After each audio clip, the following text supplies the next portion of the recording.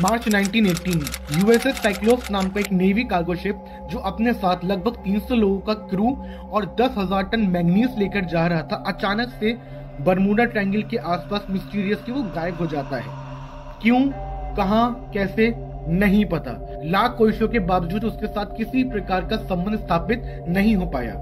ऐसा ही एक केस 1985 में भी हुआ था, जहां पे एक समुद्री जहाज फ्लोरिडा की तरफ जा रहा था और अचानक से मिस्टीरियसली वो इस पॉइंट से गायब हो जाता है।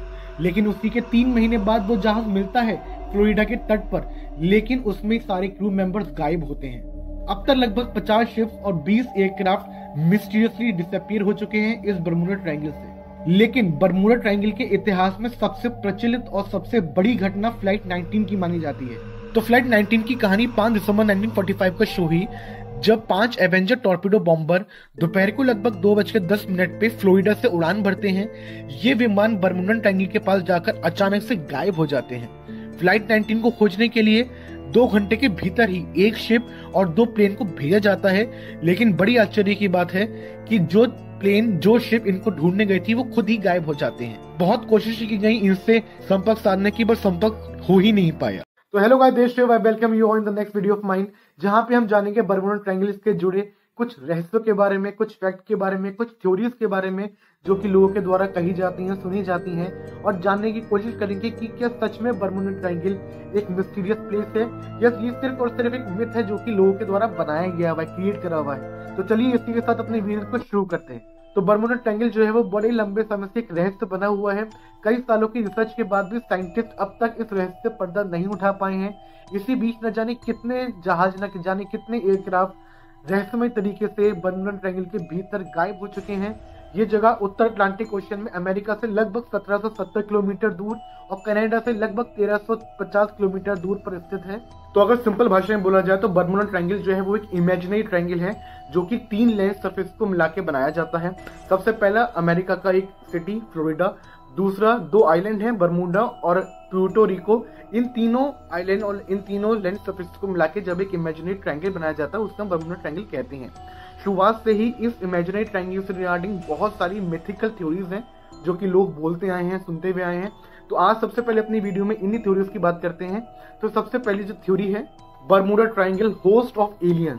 बरमूडा ट्रायंगल में सबके गायब होने के पीछे कारण यूएफओ को ठहराया जाता आ रहा है बहुत लंबे समय से, और ऐसा माना जाता है कि एलियंस इस ट्रायंगल को अपने ग्रह से यात्रा करने के लिए पोर्टल के रूप में यूज करते हैं। और ये जो एरिया है बरमूडा ट्रायंगल का, ये उनके लिए कॉन्फ्रेंस स्टेशन जैसा है जहां पे वो जहाजों को और विमानों को इसलिए गायब करते हैं ताकि वो उन पर रिसर्च कर पाए। ये एक थ्योरी है जो बहुत ही लंबे समय से चलती भी आ रही है। इसके अलावा आप दूसरी थ्योरी पे चलते हैं जो कि है Bermuda triangle location of the mythical lost city of Atlantis. तो ऐसा भी माना जाता है कि बरमूडा ट्रायंगल जो है वास्तव में एक मिथिकल स्टोरी पे बेस्ड है, और ये बरमूडा ट्रायंगल जो है ये कुछ और नहीं बल्कि the lost city of Atlantis ही माना जाता है। पहली बात, ये एक मिथिकल सिटी है, प्रमाण नहीं है लेकिन कहानियों में मिलता है। जब अटलांटिस नष्ट हो गया तब समुद्र में पूरी तरह नीचे डूब गया था। उसके बाद से आज तक इनके जो देव हैं, जो इनके भगवान हैं, वो लोग इस जगह की रक्षा करते आ रहे हैं, ऐसी भी मान्यताएं हैं। तो जब ये सारी थ्योरीज, ये सब मिथिकल स्टोरीज गलत हैं, तो आखिर में रियलिटी क्या है?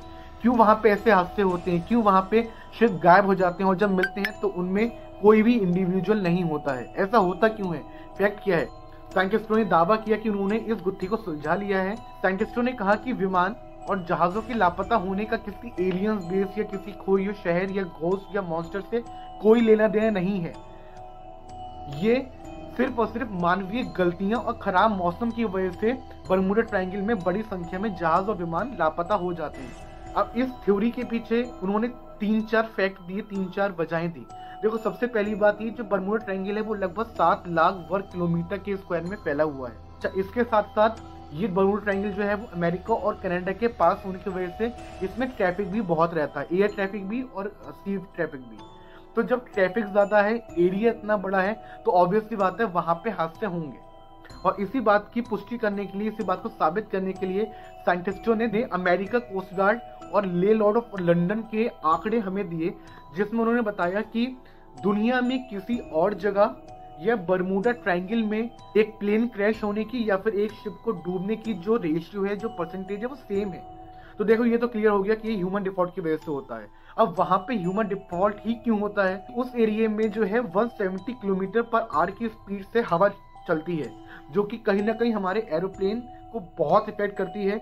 और यही जो रीजन है जिसकी वजह से 20-20, 15-15 मीटर ऊंची वेव्स उठती हैं जो हमारी शिप्स को डैमेज करती हैं। तो ये सिर्फ रीजन है जिसकी वजह से बर्मुडा ट्रायंगल के एरिया में ह्यूमन डिफॉल्ट होना लाजमी है। आई होप आपको ये वीडियो अच्छी लगी होगी। अगर वीडियो अच्छी लगी तो लाइक करिए वीडियो को शेयर करिए, चैनल को सब्सक्राइब करिए।